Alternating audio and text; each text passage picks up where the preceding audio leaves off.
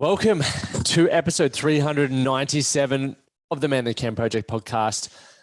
This episode is going to be a little bit of what I've been learning about, what I've been curious about, and what's actually going on in my life. I feel I've been interviewing some incredible guests and having some incredible conversations on the show recently, which has been awesome. And also on these solo episodes, diving into some important topics. But I just wanted to give a life update because I think some of the things that have been going on can be or highlight some lessons that I've learned, or maybe things that I've refocused on as a result of things going on, and that I truly believe a lot of people will get value from. A lot of you gents will get value from, which I'm excited to sort of talk about and get into. But before we dive into the episode, I want to share another review. I know I said I'd be doing these every week. I hadn't updated my podcast noting part to continue to remind me of that. So my bad, but here we are.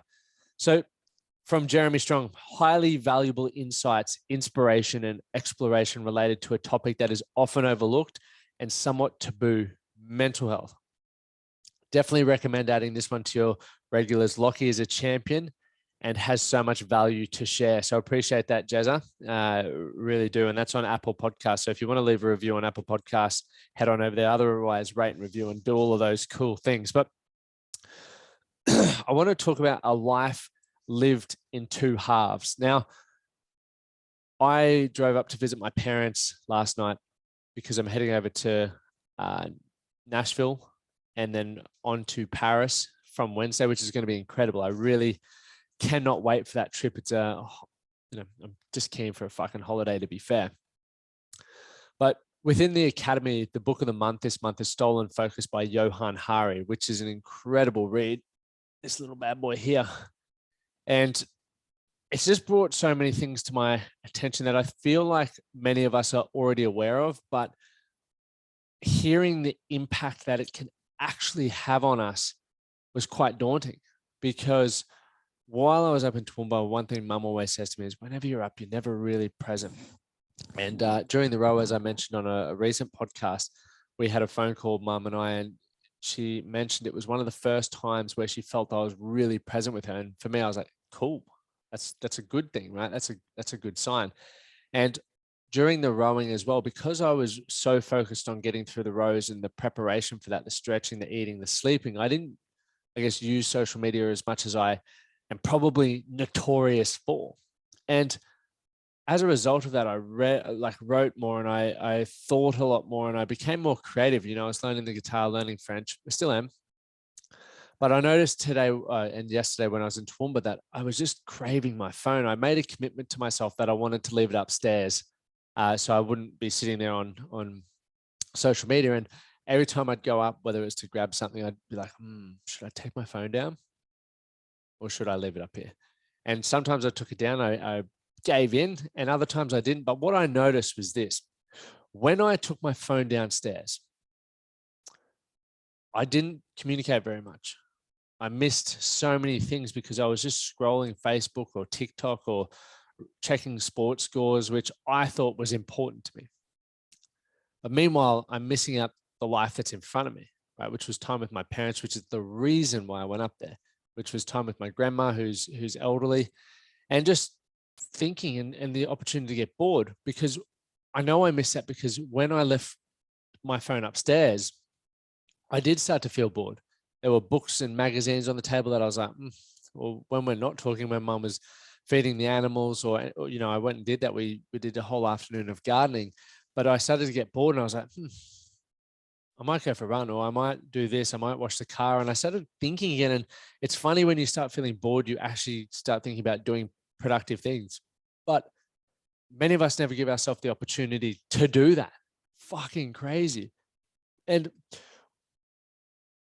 Mum and I were having a good conversation this morning when we were having a coffee, and I was saying, I'm reading this book, Stolen Focus. It's mind blowing. You should really read it. And Mum's like, it sounds not very similar, but kind of like what I'm reading. She was reading, where is the book? It is called No One Is Talking About This by Patricia Wood.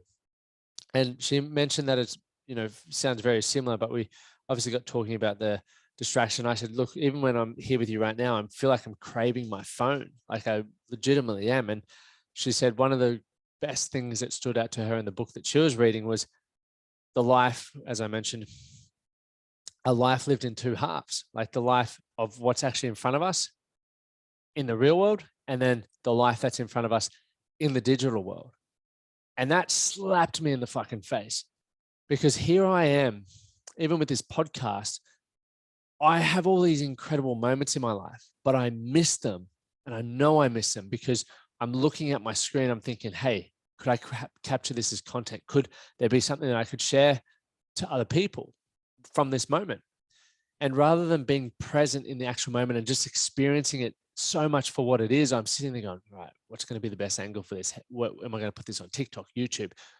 Am I going to talk about this on the podcast? So I'm not actually being present. I'm thinking about how I can repurpose a moment, how I can capture a moment rather than living the fucking moment. And I don't know whether you can relate to that. You have so many moments now where it's through your phone or you check, even people pulling their phones out at the dinner table. You're like, we're trying to have a conversation. Now you're on TikTok or something. It's just like, why? Obviously, if you read Stolen Focus, you'll know why many of us do that, but we need to be aware of it. We need to hold ourselves accountable. And obviously we're not the main culprits. We can hold our friends to a higher standard. They can hold us, but it's also, we got to just understand that these fucking phones are so addictive, and what's in them is also addictive. And I really want you to start thinking about, are you more focused on portraying a good quality of life than you are actually living it?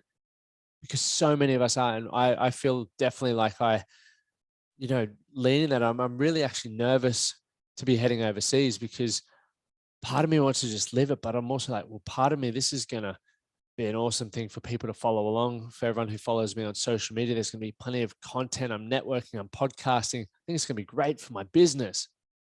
But fuck, man, like, when do I switch up? When does it stop? At what point does it stop? And that's the challenge that's going on for me at the moment. And I really feel like there's this life lived in two halves. There really is. And there's the one of the side of me who wants to be bored, wants to go, oh, I've got some downtime. Let's read, or let's go for a run, or let's get outside. And then there's this other half that can sit down so effortlessly, pick up my phone and just consume content, whether it's YouTube or Instagram or anything like that. And then I get excited about making content.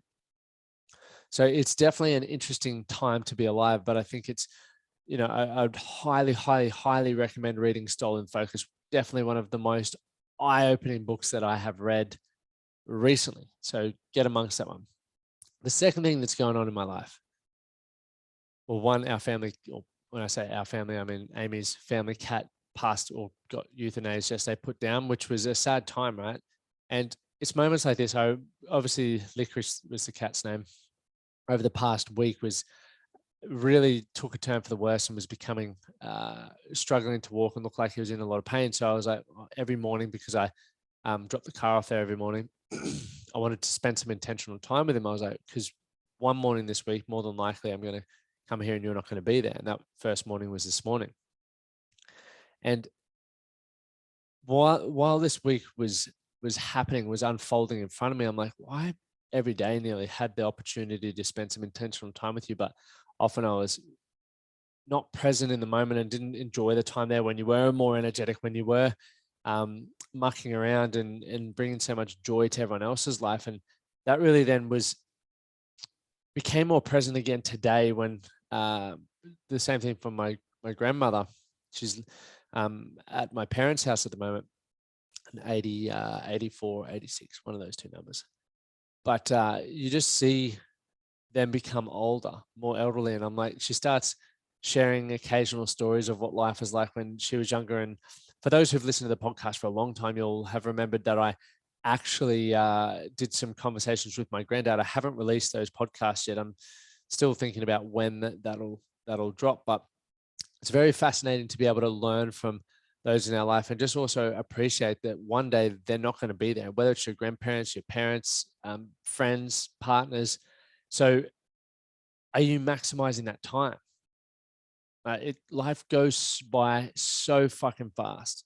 So for me, this past week has really helped remind me that while the phone is a great tool and it allows me to chat with a lot of you, it also can take me away from the present of actually getting the fulfillment, the learnings, and the lessons and the experiences that give me so much joy and I guess teach me so much at the same time. So that's one important thing. But also the second one, life goes so fucking fast. You don't know when your time's up or people in your life that you care so much about. So make sure you let them know that you care about them. Make sure you make it fucking count. That was a short, sharp one. But if you got value from this, remember just hit subscribe because there'll be another episode coming on Monday with Jesse. It's going to be an absolute cracker. We have the How to Build Massive Confidence webinar, which goes live Tuesday night, 6 Australian Eastern Standard Time. So jump on that one as well. Until then, do something today to make yourself better for tomorrow.